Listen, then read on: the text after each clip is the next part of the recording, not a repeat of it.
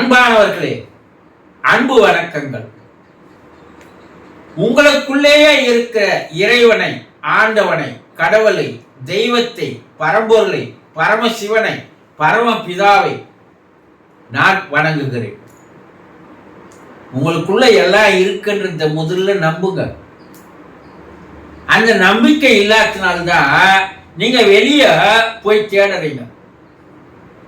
வெளியே எங்கேயும் எதையும் இல்லை, எல்லாம் உங்களுக்குள்ளதான் இருக்கு.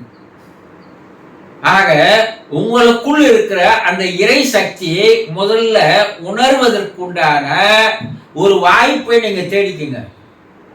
அதுக்கப்புறம் வாழ்க்கையில எல்லாமே உங்களுக்கு சாதகமாக அமையும். பிரச்சனைகள் எல்லாம் தீர்ந்து போகும். கவலை இல்லாத ஒரு மகிழ்ச்சியான வாழ்க்கை உங்களுக்கு வரும். எந்த வேதனையோ துக்கமோ கஷ்டமோ உங்களை ஒண்ணுமே செய்யாது. முதல்ல உங்களுக்குள்ளதான் அவன் இருக்கிறான்றத நம்புங்க. ஒரு பெண்மணி நேற்று ஒரு கேள்வி கேட்டு இருக்கிறார்.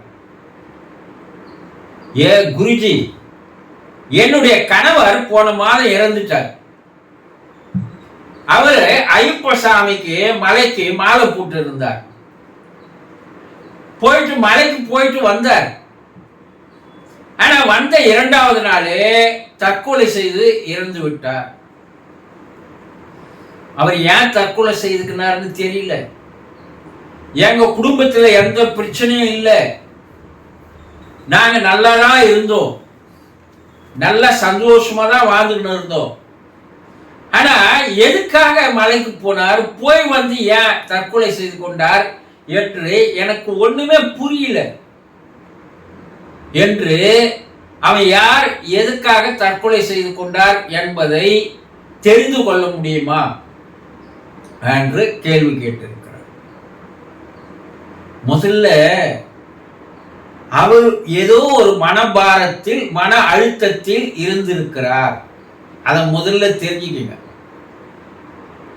ஏதோ ஒரு வெளியில் சொல்ல முடியாத ஒரு மன துக்கமானது அவரிடம் இருந்திருக்கிறது.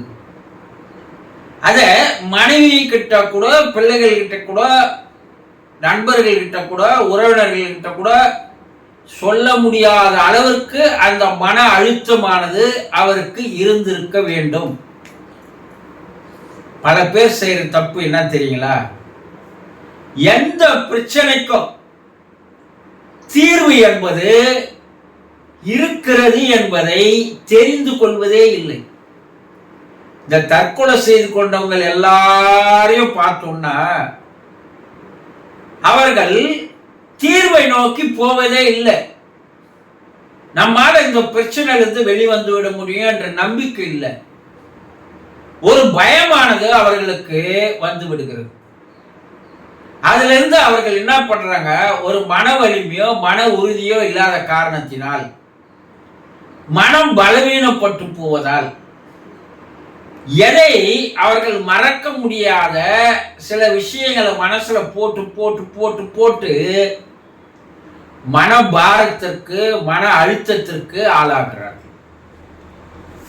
அதனால அவர்கள் வெளியே சொல்றது இல்லை. ஆனா வெளியே சொன்னா அதற்கு பல தீர்வுகள் தானாக வரும் என்பதை அவர்கள் தெரிந்து கொள்வதில்லை. தற்கொலை செய்துனவங்க எல்லாருமே இந்த தனக்குள் இருக்கின்ற அந்த வெளியில் சொல்ல முடியாத அந்த பிரச்சனைகளை, வேதனைகளை அவர்கள் தனக்குள்ளேயே வைத்து குலுங்கி கொண்டிருந்ததால் தான் அவர்கள் அதிலிருந்து விடுபடுவதற்கு வேற வழியே இல்லை என்ற ஒரு முடிவில் தன் உயிரை மாய்த்துக் கொள்கிறார்கள். இறைவன் இதற்காக அந்த உயிரை தரல. இறைவன் இதற்காக உங்களை பிறப்பு எடுக்க வைக்கல. ஆனா ஏன் இது போல் அவர்கள் மாறிவிடுகிறார்கள், தன்னை மாய்த்துக் கொள்கிறார்கள் என்பதே தெரிவதே இல்லை. அதனாலேயே அவர்கள் பல பேர் அதை தன்னுடைய மனைவி கிட்ட சொல்றது இல்லை. சொன்னா அவங்க எங்க கஷ்டப்படுவாங்களோ, அவங்க எங்க துக்கப்படுவாங்களோ, குடும்பம் என்ன ஆயிடுமோ, ஏதாயிடுமோ, நம்ம நண்பர்கள் நம்மளை கேலி செய்ய ஆரம்பிச்சிடுவாங்களோ, நம்ம சொந்த உறவினர்கள்லாம் நம்மளை ஒரு மாதிரி பார்ப்பாங்களோ, இப்படி இந்த சமுதாயத்திற்கு பயந்தே அவர்கள் தன்னை மாய்த்துக் கொள்கிறார்கள். வாழ்ந்தாலும் ஏசும், தாழ்ந்தாலும் ஏசும், வையகம் இதுதானடா அனு சொன்னாங்க. நாம் நமக்காக தான் வாழணுமே தவிர மற்றவர்களுக்காக வாழ வேண்டும் என்ற எண்ணம் வந்துடுச்சுன்னாவே மற்றவர்களை நினைத்து பார்த்து பயத்துல தான் நம்ம இருப்போம். அவன் என்ன சொல்லுவானோ ஏது சொல்லுவானோ. தவறு செய்யாத மனிதர்கள் எவனுமே இல்லை. பலவீனமான மனிதர்கள் எல்லாரும் இருக்கிறான். ஆனா அந்த தவறை தாங்கிக் கொள்வதற்குண்டான மனப்பக்குவமோ மன வலிமையோ இல்லை. அவ்வளவுதான். இது அவர்கள் இறைவனுக்கே செய்கிற ஒரு துரோகம், ஒரு மாபெரும் பாவம். எப்ப உன்னை வாழ வைக்கிறதுக்கு தான் நான் நல்ல குடும்பத்துல உன்னை பிறக்க வச்சேன், நல்ல மனைவியை உனக்கு தந்தேன், நல்ல குழந்தைகளை தந்தேன். நீ இந்த வாழ்க்கையை அநியாயமா நீ போக்கிட்டு வந்துட்டிய, இது நியாயமா என்று இறைவனே அவர்களை பார்த்து கேட்கிறார். ஆக இறந்துட்டாங்க. இதுக்கப்புறம் அவங்க ஏன் இறந்தாங்க, எதற்கு இறந்தாங்க, எந்த மன வேதனையில் இறந்தாங்க, எதை மறைத்து வைத்திருந்தார்கள் எத்தனை நாளா, இதெல்லாம் நம்ம தெரிந்து கொண்டு ஆக போவது எதுவுமே இல்லை.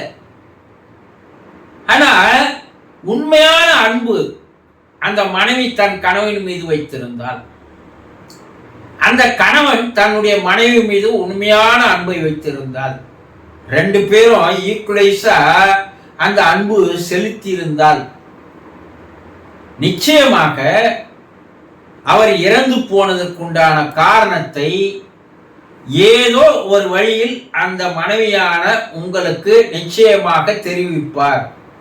ஏன்னா தான் செய்த அந்த தவறை மேலே போய் அவங்க என்ன பண்றாங்க, எண்ணி பார்த்து வேதனை அடைகிறார்கள். அப்பதான் அவங்களுக்கு சில எண்ணங்கள் தோன்றுகிறது. ஐயோ, நம்ம மனைவியை பிள்ளைகளை விட்டுட்டு வந்துட்டோமே, நம்ம செய்த தவற அவங்க கிட்ட சொல்லி இருக்கலாமே, நம்ம பணபாரத்தை இறக்கி வச்சிருக்கலாமே. ஒரு மனைவி என்பவள் வாழ்க்கையில இன்ப துன்பத்தை சரிசமமாக பகிர்ந்து கொள்பவள் என்ற எண்ணம் கணவனுக்கு இருந்திருக்கணும். இல்ல மனைவியாவது அவருடைய நடவடிக்கைகளை சில நாளாக கண்காணித்திருந்தால் ஏதோ ஒரு பிரச்சனை அவருக்கு இருக்குதுன்றதை கண்டுபிடிச்சிருக்க முடியும்.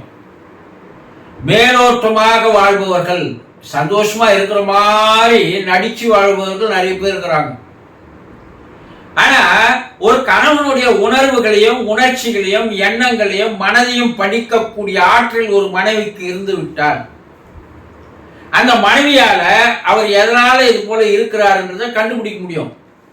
இதைதான் அந்த காலத்துல பாடலா பாடினாங்க. நான் பேச நினைப்பதெல்லாம் நீ பேச வேண்டும், நாள்தோறும் பொழுதோறும் உறவாட வேண்டும்ன்றாங்க. இப்ப இருக்கிற கணவன் மனைவிக்கு அந்த அளவுக்கு அன்புனுடைய ஊடுருவல் இல்லை. அதனால இந்த மனைவி நம்ம சொன்னா தாங்குவாளோ தாங்க மாட்டாளோ, நம்மள நல்ல விதமா எடுத்துக்குவாளோ தப்பா எடுத்துக்குவாளோ என்ற ஒரு பயத்திலேயே கூட அவர் மறைத்து வைத்திருந்து தன்னைத்தானே அழித்துக் கொள்கின்ற முடிவுக்கு வந்திருப்பார் என்பதை தெரிந்து கொள்ளுங்கள். சந்தோஷம்.